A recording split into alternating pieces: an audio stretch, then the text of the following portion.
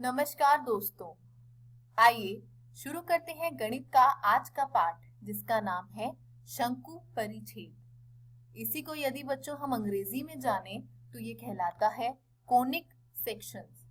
तो चलिए बच्चों, आज के इस पाठ को प्रारंभ करते हैं और देखते हैं आज के इस वीडियो में हम किन विषयों पर चर्चा करेंगे। पहला विषय होगा भूमिका यानी इंट्रोडक्शन। फिर हम देखेंगे शंकु के परिच्छेद यानी सेक्शंस ऑफ अ कोन। अगला विषय होगा अपभ्रष्ट शंकु परिच्छेद यानी डीजेनरेटेड कोनिक सेक्शंस। और आज का अंतिम विषय होगा वृत्त यानी सर्कल। तो एक एक करके इन सभी विषयों को हम बच्चों विस्तार से पढ़ेंगे। शुरू करेंगे पहले विषय के साथ भूमिका। आज के इस अध्याय में हम विभिन्न प्रकार के वक्रों की चर्चा करेंगे, जैसे वृत्त, सर्कल, परवलय, पैराबोला, दीर्घवृत्त, इलिप्स और अति परवलय, हाइपरबोला। तो इन सभी वक्रों को अध्ययन करने से पहले बच्चों एक बात कहना चाहूंगी। पिछली कक्षा में आपने अपना एक पाठ पढ़ा होगा गणित में वृत्त। तो मैं आशा करूंगी कि वृत्त के आयामों से आप भली भांति परिचित होंगे, किंतु परवलय, दीर्घवृत्त और अति परवलय यह तीनों ही बहुत नए विषय हैं, तो इनको हम आज विस्तार से जानेंगे। उससे पहले देखते हैं एक तथ्य कि इन वक्रों को शंकु परिच्छेद या सामान्यतः शांकव कहा जाता है। इन्हें एक लंबवृत्तीय द्विशंकु और एक समतल के परिच्छेदन से प्राप्त किया जा सकता है। बच्चों, इस पाठ का नाम क्या था? शंकु परिच्छेद।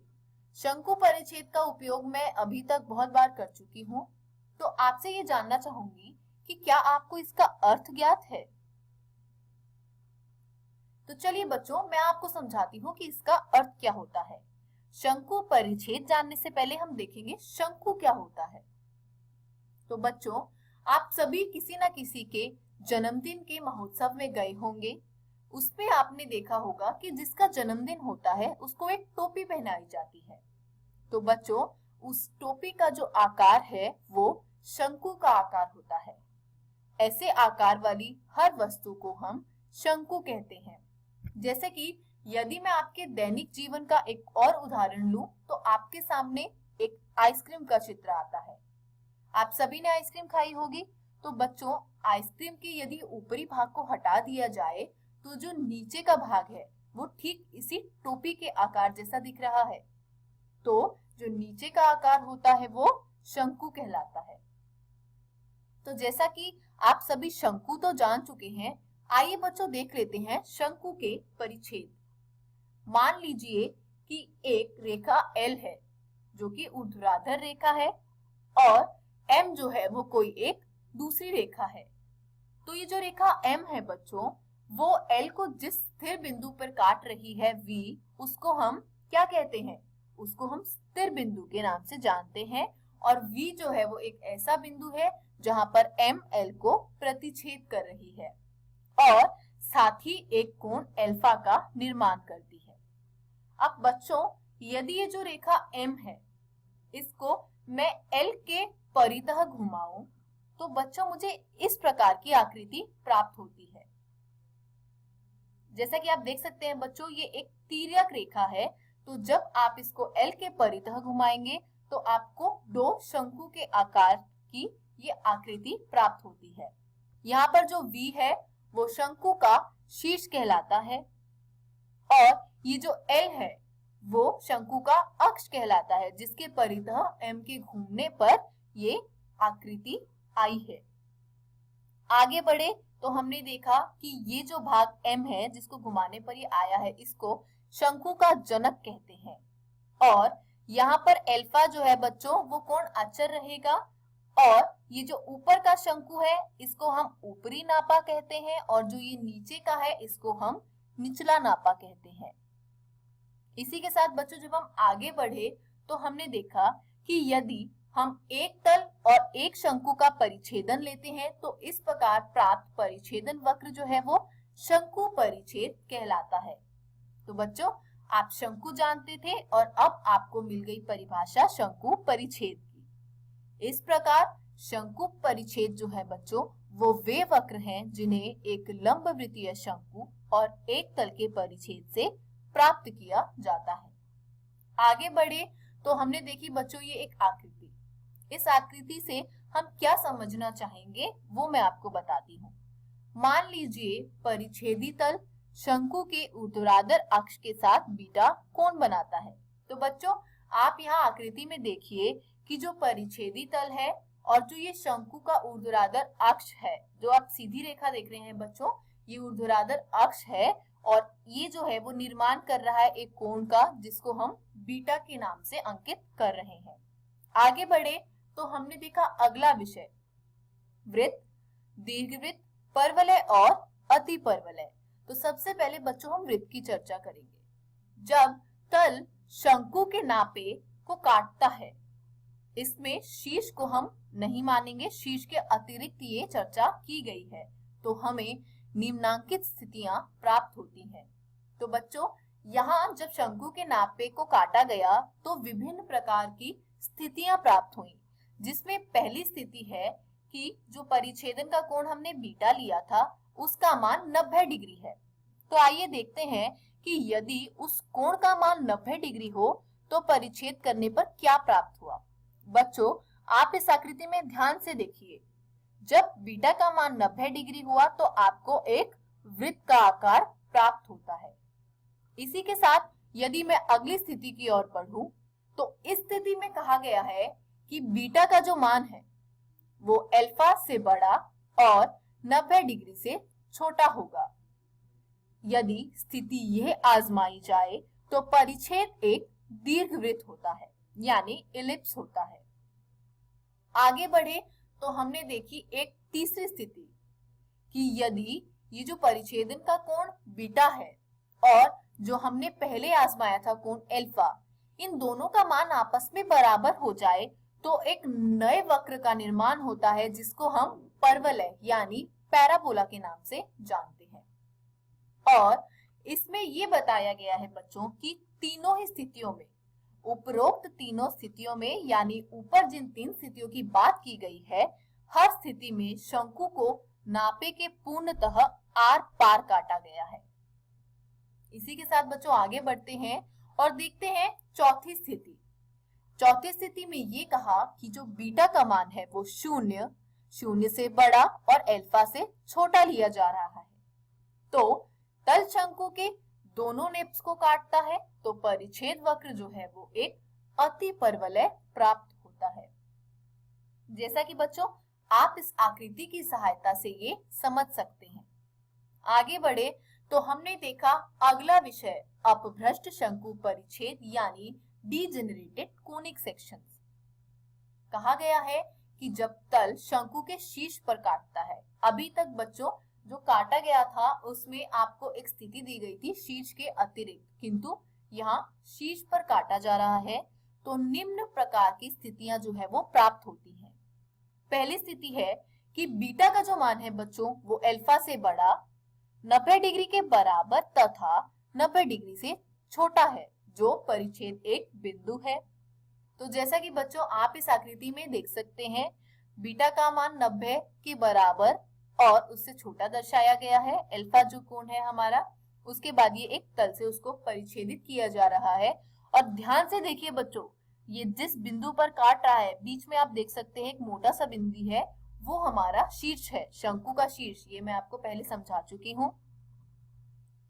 अब दूसरी स्थिति पर जब बात आई तो कहा गया कि दोनों जो कोण है वो आपस में बराबर हो गए। तो तल जनक को अंतविष्ट करता है और परिच्छेद एक सरल रेखा होती है। यह परवलय की अपभ्रष्ट स्थिति है। जैसा कि बच्चों आप इस आकृति में देख सकते हैं, बीटा और अल्फा जो है वो बराबर हो गए। यहाँ किस चीज का उपयोग हुआ है बच्चों? बीटा और अल्फा जो है वो यहाँ पर शीर्षाभिमुख कोण है, जैसा कि आपने अपनी कक्षा 9वीं में जाना होगा। और इसमें कहा गया है कि जनक को अंतविष्ट करता है। तो बच्चों मैंने आपको जब आकृति में सबसे पहले भूमिका में अंतविष्ट के बारे में ये जो जनक का समझाया था कि जनक होता क्या है, तो आप इस तल को यदि देखेंगे तो ये जनक को अंतविष्ट कर रहा है और ये परवलय की अपभ्रष्ट स्थिति है। आगे बढ़े तो हमने देखी तीसरी स्थिति कहा गया है कि बीटा का जो मान है वो 0 या 0 से बड़ा है, किंतु बीटा का मान अल्फा से छोटा है। तो परिच्छेद एक प्रतिच्छेद करने वाली रेखाओं का युग्म है। यह अतिपरवलय की अपभ्रष्ट स्थिति है। तो जैसा कि बच्चों आप इस आकृति में देख सकते हैं कि बीटा का जो मान है वो अल्फा से कम लिया गया है। वो 0 के बराबर भी हो सकता है और 0 से बड़ा भी हो सकता है। तो क्योंकि यहाँ पर दो स्थितियां आ गई, 0 के बराबर और 0 से बड़ा, तो इसके लिए आपके सामने बच्चों दो विभिन्न प्रकार की आकृति दर्शाई गई है।